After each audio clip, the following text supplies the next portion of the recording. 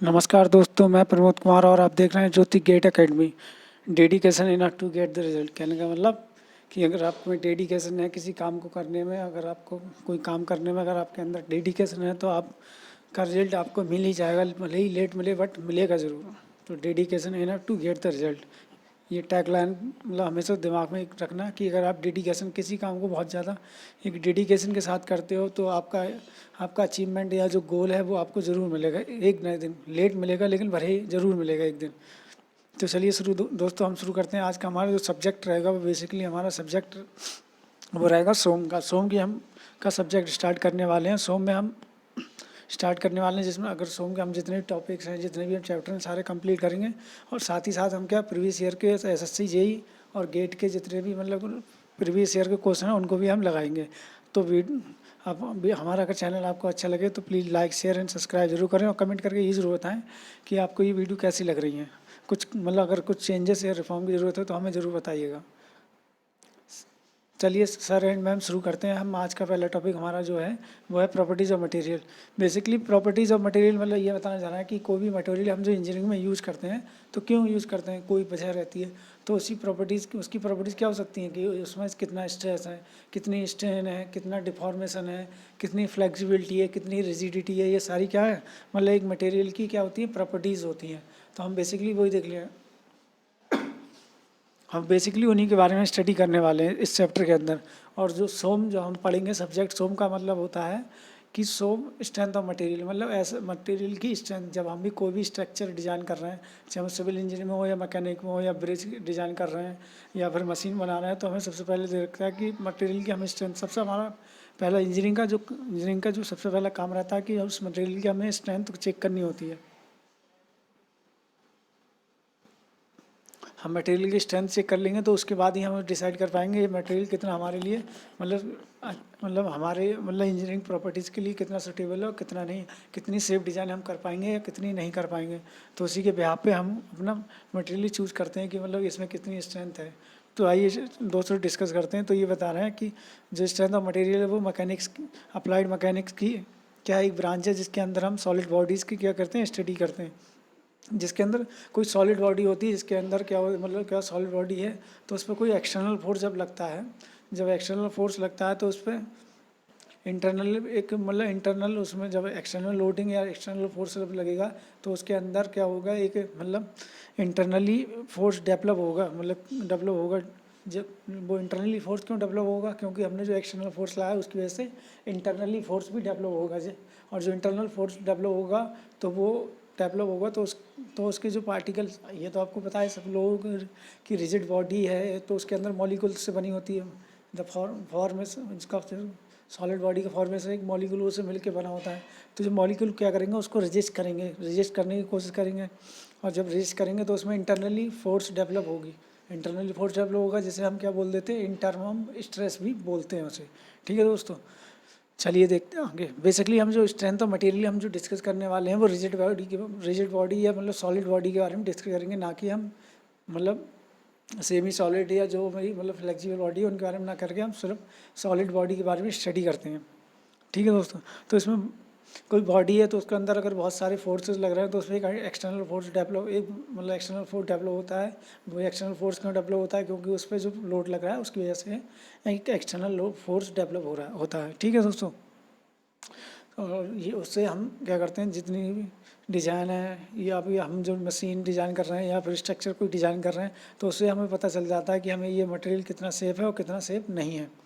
ठीक है, इसका ऑब्जेक्टिव क्या होता है कि हम मतलब अगर हम मतलब इसका स्ट्रेंथ ऑफ मटेरियल का क्या ऑब्जेक्ट होता है तो इससे डिटरमाइन करते हैं स्ट्रेस स्ट्रेन एंड डिफॉर्मेशन।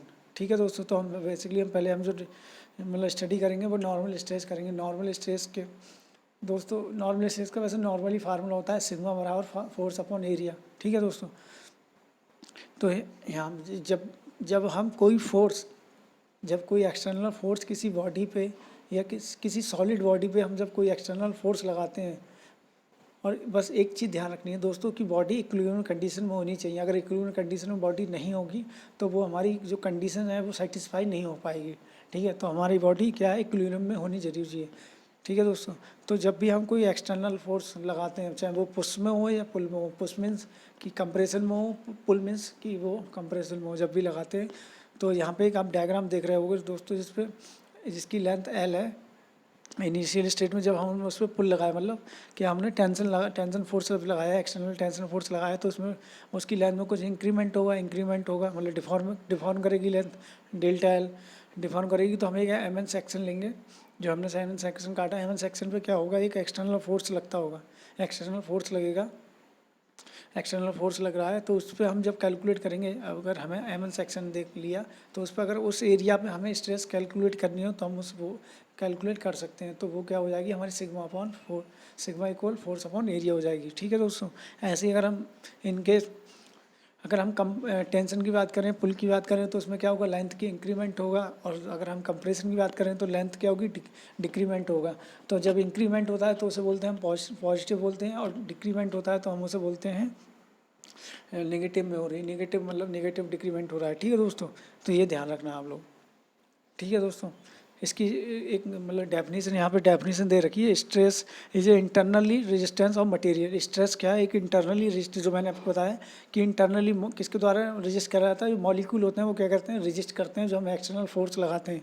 जब कोई डिफॉर्मेशन होता है, डिफॉर्म करेगी बॉडी, तो उसके जो मॉलिक्यूल होंगे वो क्या करेंगे, इंटरनली मतलब क्या करेंगे, उसको रेजिस्ट करेंगे। तो उसी को हमने बोल दिया भाई ये क्या स्ट्रेस, इसमें स्ट्रेस प्रोड्यूस हो रही है। वैसे हम नॉर्मली क्या बोलते हैं, जिसे बोलते हैं फोर्स पर यूनिट एरिया भी बोलते हैं। ठीक है दोस्तों।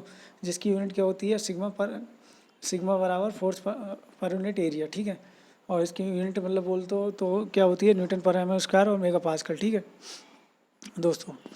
ये दो तरीके से हम लगा सकते हैं, कंप्रेसिव और टेंशन। अगर हम टेंशन स्ट्रेस अगर डेवलप हो रही है तो इसका मतलब पॉजिटिव है, अगर कंप्रेसिव स्ट्रेस डेवलप हो रही है तो नेगेटिव है। ठीक है दोस्तों।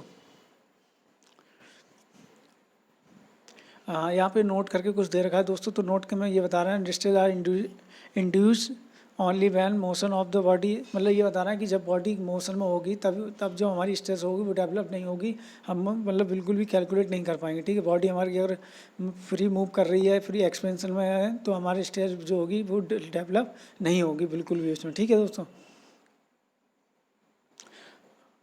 ठीक है दोस्तों। हाँ, दो यहाँ पे दो तरह की स्ट्रेस बता रहे हैं कि दो तरह की स्ट्रेस होती है। हम कोई क्रॉस सेक्शनल एरिया लेते हैं तो उसमें दो तरह की स्ट्रेस होती है, एक इंजीनियरिंग स्ट्रेस होती है जिसे नॉमिनल स्ट्रेस बोलते हैं, एक ट्रू स्ट्रेस, और उसे एक्चुअल स्ट्रेस के नाम है। और जो हम मोस्टली यूज करते हैं अपने कैलकुलेशन में, मतलब इंजीनियरिंग में, तो हम इंजीनियरिंग स्ट्रेस करते हैं जिसे नॉमिनल स्ट्रेस भी बोलते हैं, जिसका फार्मूला क्या होता है, सिग्मा बराबर फोर्स पर यूनिट एरिया। ठीक है। ए नॉट मतलब original cross sectional area of specimen, जो हमने स्पेसिमेन लिया तो उसका ओरिजिनल क्रॉस सेक्शनल एरिया लेंगे उसका। ठीक है दोस्तों। ऐसे ही अगर हम ट्रू स्ट्रेस की बात करें, ट्रू स्ट्रेस में हम क्या करते हैं, एट द टाइम, जिस टाइम पे स्ट्रेस आती जाएगी तो उस टाइम का हम एट द टाइम हम उस सेक्शन को लेता जाएंगे। तो ये कर पाना बहुत थोड़ा डिफिकल्ट रहता है, तो ये हम मतलब कर पाना थोड़ा डिफिकल्ट रहता है, तो ये हम कंसिडर नहीं करते हैं। ठीक है दोस्तों। ठीक है। यहाँ पे पॉइंट को रिमेंबर करने बता रहे हैं, रिमेंबर कौन से पॉइंट रखने हैं बता रहे हैं। टेंशन में ट्रू और एक्चुअल स्ट्रेस जो होगी वो हमेशा ग्रेटर देन होगी किससे, इंजीनियरिंग या नॉर्मल स्ट्रेस से। और कंप्रेशन में क्या होगी, लेस देन होगी किससे, नॉर्मल और इंजीनियरिंग स्ट्रेस से। ठीक है दोस्तों।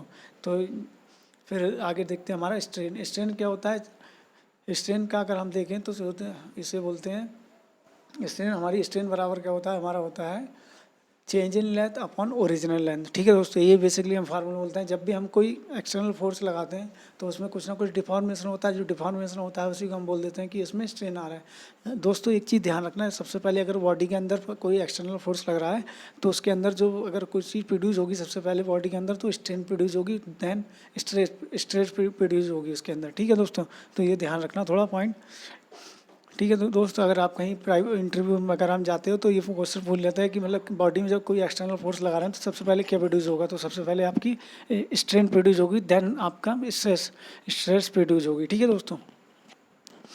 तो स्ट्रेस मैंने आपको बता दिया मतलब इलॉन्गेशन या शॉर्ट होता है एक्जली, मतलब हम कोई बॉडी हमारी लोडेड है तो उस पर क्या होगा, मतलब एक तो या तो इलॉन्गेशन होगा, इलॉन्गेशन मतलब जब उसे पुल करेंगे मतलब टेंशन फोर्स होगा, और जब बॉल मतलब जो हमारी बार होगी या मतलब जो उसमें बॉडी में शॉर्टिंग होगी या मतलब डिक्रीमेंट होगा तो वो होगा, तो उसी को मतलब बोल देते हैं कि कि इसमें स्ट्रेन है। स्ट्रेन क्या होती है भाई?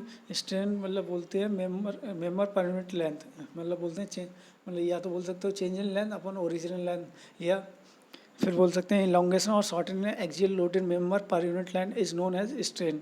स्ट्रेन को हम स्ट्रेन बराबर क्या होता है? Change in length upon original length. ठीक है दोस्तों, इसकी यूनिट कोई यूनिट नहीं होती, यूनिट लेस होता है दोस्तों। ठीक है दोस्तों, ये भी दो तरीके की होती है, इंजीनियरिंग होती है और नॉमिनल स्ट्रेस होती है, और ये ट्रू और एक्चुअल स्ट्रेस। दोस्तों अभी मैं थोड़ा स्पीड में ये बता रहा हूँ क्योंकि जब हम न्यूमेरिकल लगाएंगे तब थोड़ा और अच्छा क्लियर हो जाएगा। अभी आने वाले टॉपिक्स में हम न्यूमेरिकल भी लगाएंगे, इसके बाद हम न्यूमेरिकल्स भी करेंगे प्रीवियस ईयर के, तो और अच्छे से आपको ये टॉपिक क्लियर हो जाएगा। ठीक है दोस्तों, तो वही मतलब दो तरीके की स्ट्रेस, जैसे स्ट्रेस हमने पढ़ी थी उसी तरीके से दो तरीके की स्ट्रेन भी इसमें होती है। ठीक है दोस्तों, देखिए यहाँ पे क्वेश्चन भी आ गया दोस्तों, तो क्वेश्चन थोड़ा ध्यान से देख लीजिए, क्वेश्चन मतलब क्या कहना चाह रहे हैं। ठीक है दोस्तों, बता रहे हैं प्रेजेंट के बारे में जो रेक्टेंगुलर है, जिसका मतलब बता रहे हैं cross section area 20 mm into 40 mm है। ठीक है, जिसकी लेंथ कितनी 2.8 मीटर है, जिसपे एक्सियल टेंसल मतलब टेंसल फोर्स लग रहा है 70 न्यूटन का, मतलब ठीक है दोस्तों। जिसमें इलोंगेशन मतलब बता रहा है कि जिसमें इलोंगेशन दे रखा है, मतलब क्या दे रखा है? डेल्टा एल दे रखा है चेंज इन लेंथ में। ठीक है, कितना हुआ है? 1.2 mm हो गया है। ठीक है, तो क्या हमें स्ट्रेस कैलकुलेट करनी है और स्ट्रेन कैलकुलेट करनी है, कर लेंगे हम लोग। ठीक है दोस्तों, तो ईजी है, कर लोगे आप लोग वैसे। तो इसमें स्ट्रेस बराबर आप लगा लो फोर्स पर एरिया लगा लो, तो फोर्स कितना दे रखा है? 70 न्यूटन का लग रहा है, टेंशन में लगा लिया, फिर कितना क्रॉस सेक्शन एरिया लगा लिया उसका, तो मेगा पास। ये ध्यान रखना, जो अगर किलो न्यूटन में दे रखा है तो न्यूटन में चेंज कर लेना,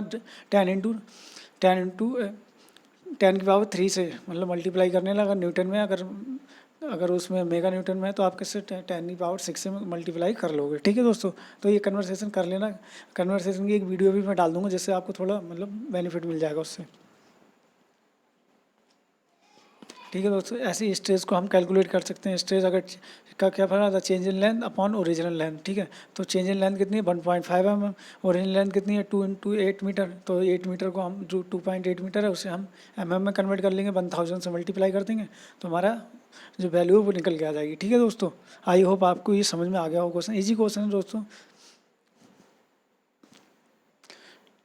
tension test for mild steel. ठीक है, तो मतलब एक दोस्तों, हम जो स्टील यूज करते हैं अपनी मतलब इस सिविल इंजीनियरिंग के अंदर जो बेसिकली हम मतलब स्टील यूज करते हैं, माइल्ड स्टील यूज़ करते हैं। माइल्ड स्टील यूज़ क्यों करते हैं?